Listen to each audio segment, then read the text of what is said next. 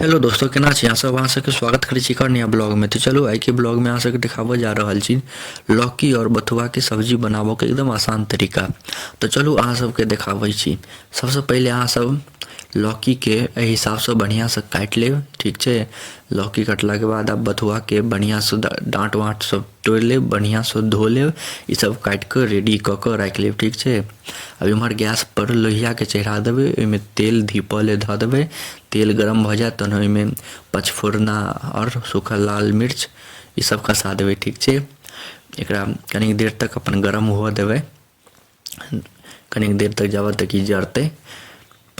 पचफोरन और सूखा लाल मिर्च के धऽ देबै, आराम से बढ़िया से एकरा जरऽ देबै जाबत एकदम बढ़िया से गरम भऽ जाएत।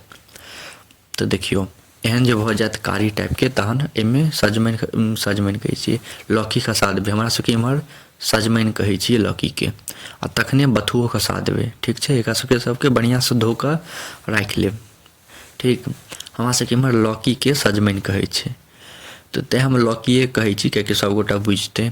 हम अपन भाषा ओ वला कहबै तहन पते नहि चलतै कोन कथी बजै छी।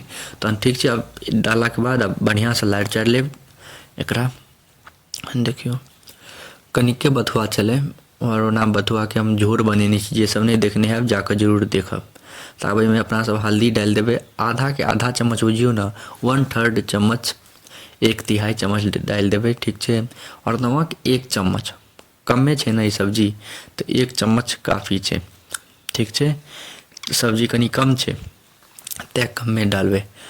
आ ई सजमनि लौकी और बथुआ के सब्जी खाइमे एते मस्त लागत आ एते हेल्दी छै। देखियो 5 मिनट छोड़ि देलियै तऽ ओहिके बाद एहन भऽ गेलै। फेर 5 मिनट ढकि कऽ छोड़ि देबै जे अंदरमे गलतै, ठीक छै। तऽ देखियो 5 मिनट भऽ गेलै, आब एहन छै, एना करैत रहबै। देखियो एहन भेलै, एकरा कनिक देर तक एनाही गलेबै, मस्त सब्जी बनत एकदम। आ सेहतके लिए एकदम हेल्दी, बहुत फायदेमंद ई सब्जी सब छै। एहि ठंडामे ई सब खाइमे बड़ मजा आयत। बथुआ और सजमनिके सब्जी सब खाइमे बड़ नीक लागत। एकर हम बथुआके झोरोके वीडियो अपन ब्लॉग चैनल पर डालि देने छी, जे सब नहीं देखने हैब जाकऽ जरूर देखब। तो देखियो फेर एनाही लारैत चारैत रहब जेना हम बताबै छी। आ ओहिके बाद फेर कनी देर झपलाके बाद फेर 5 मिनटके बाद फेर उघारि लेब। एहिमे अगर हमरा पास अथी की कहै छै हरियर मिरचाइ नहीं रहे, अगर अहाँके पास हरियर मिरचाइ हैत तऽ ओहो एहिमे डालि देबै तऽ और नीक लागत। तो देखियो कते मस्त बनि गेलै, 1 नंबर। एहिमे अहाँ सब हरियर मिरचाइ सेहो डालि देबै, हम नहीं छलै तेँ नहीं डाललियै। 3 गो से 4 गो हरियर मिरचाइ डालि देबै ने काफ़ी छै, 1 नंबर बनि जाएत। तो देखियो अब बनि कऽ रेडी भऽ गेलै 1 नंबर, खाए जोगरक भऽ गेलै मस्त।